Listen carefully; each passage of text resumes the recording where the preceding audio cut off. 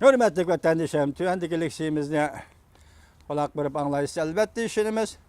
Yani leksiyimizden üçüncüsünü başlayımız.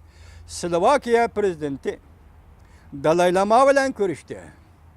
Cungu bar küçü bilen ayıpladı mavzulu haber 10. ayının 17. günü Dovitor beti ilan kılındı. Haber mındak baştan. Yakında Slovakya prezidenti Jeska Avrupa'da ziyarette bulup atkan Tibet'ten sergerden dayız Dalai Lama'nı kabul kıldı. Cungu Taşkı İşler Ministerliğinin bayanatçısı Hua Chunying 10. ayının 17. günü muhbirlığı mındak görsetti. Jeska özbeşimçilik kılıp Dalai Lama bilen görüştü. Cungu taraf bu işe katlı karıştırdı ve münasip inkas kaytırdı. Jeska hazır Dalai Lama bilen görüşken birden bir Avrupa devlet başlığıdır. Haber hata yazıldı mı kandak? Germanya'nın Angela Merkel Dalai Lama bilen görüş oldu. Aynı vakt ki Anglia'nın sabık veziri mi? Dalai Lama bilen görüş oldu. Ula Avrupa devletleri hesaplanmamda. Şinhuaşa haberi. Bu yerdisi Şarkı Avrupa devletleri desen akıdı. Şinhuaşa haberi. Muhbirlarını kütüp eliş yığındı bir nefer muhbir. Yakından biri matbuatla haber kılgandak. Slovakya prezidenti Jeska hususi salahiyeti bilen Slovakya'da ziyarette bulup atkan Dalai Lama'nı düşük tamakka teklif kıldı. Cungu bununla kandak baha birdi. Deyip sual koydu. Bayanatçı Hua Chunying hanım mındak görsetti. Slovakya prezidenti Cungu tarafının karıştırışı karamay Slovakya'da ziyarette bulup atkan 14. Dalai Lama bilen görüşüp Slovakya taraf çın turgan bir Cungu siyasetiga hilaplık kıldı. Cungu hükümeti bu işe kat'i karıştırdı ve bunun münasip inkas kaytırdı. Dikkat vatandaşım. Bugün Hua Chunying hanım tün dikkatim Dalai Lama ve Tibet meselesini bir Cungu siyaseti bilen bağlap çöndürüyordu. Bu yerdeki sır nerede? Hua Chunying hanım siz bayanatta devamlı kaldı deydiğiniz Dalai Lama sergerdan, Dalai Lama dini tonga ornu algan, Gärtnen Cungunu parçalaydıgan kişi, şundalı Dalai Lama dingi ornu algan bölgünçi deytiniz. Bugün nemiş ki tuyuksuzla tosattılla, bir Cungu siyasi meselesini apırıp Slovakya'nın prezidenti Jeska'ga takap durup Dalai Lama meselesini bir Cungu degen siyasi hukumunun kategorisi kandak elip kirdiniz Hua Chunying hanım. Bir özgürüş bağımı. Dalai Lama uzun ömrü Cungu karşı bölgünçülük faaliyetiyle şoğullanıp Tibetli Cungu'dan ayırıp çıkıp ketmekçi oldu. Mana o sözünüz burundan başlap işiltip gelevatkan sözünüz. A sözünüz başkaça söz olup kaptı Hua Chunying hanım. Bayanatçı Hua Chunying mındak görsetti. Cungu taraf Dalai Lama'nın her kandak salayet ve her kandak namatak olan her kandak bir devletke verip Cungu karşı faaliyetle şoğullanışı kat'i karıştırdı. Elbette bu konu gepler. Hua Chunying yani mındak görsetti bayanatçı. Slovakya prezidentinin bu katım özbeşimçilik kılganlığı hata meydanda kattık durganlığı. Elbette bu burundan tatip yadılvagan konu gepler. Slovakya hükümeti bir Cungu siyasetimizge kattık emel kılış gerek. Yani tekrarlan. Hürmetli bayanatçı hanım Hua Chunying hanım. Ben sizge sual koyayım. Muhbirlarımı sual koydu iken ben mi sual koyup bakay. Kandaklaçı bu katım Dalai Lama'ya ki Tibet meselesi sizin bir Cungu siyaseti deydiğin siyasi hukum kategorinizden dairesi kirip kaldı.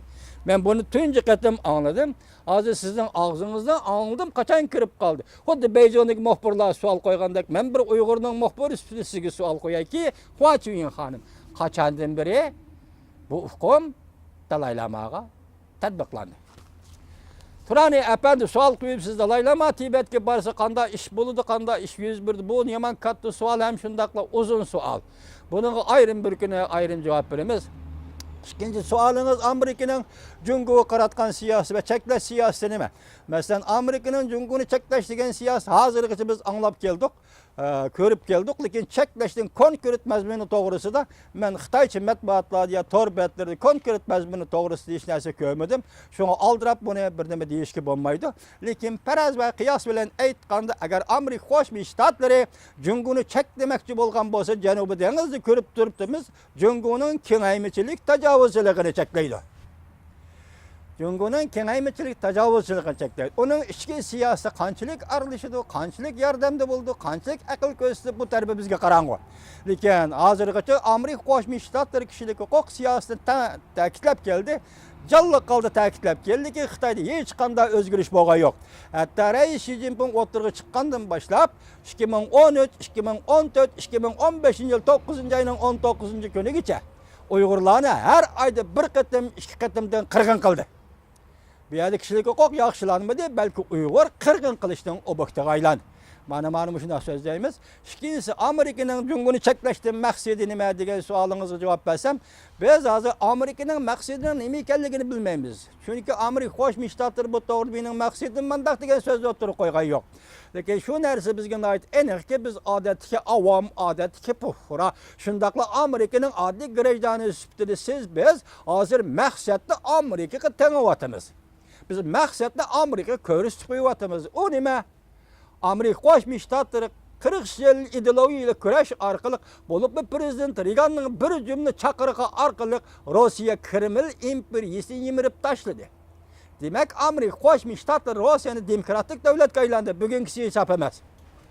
Ayni vaqtda Gorbachev orqali, Sakharov orqali, Vavisa orqali aylandi.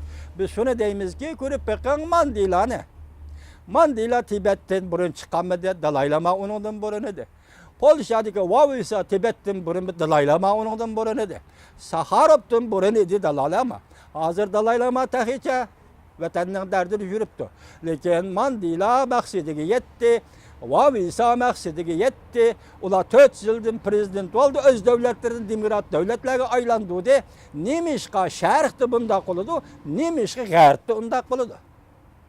Bu yerdagi sabab zodi nima? G'arb demokratik davlatlarning g'arb qaratgan siyosati nima, sharq qaratgan siyosati nima? Eng og'ir masala mana shu yerda.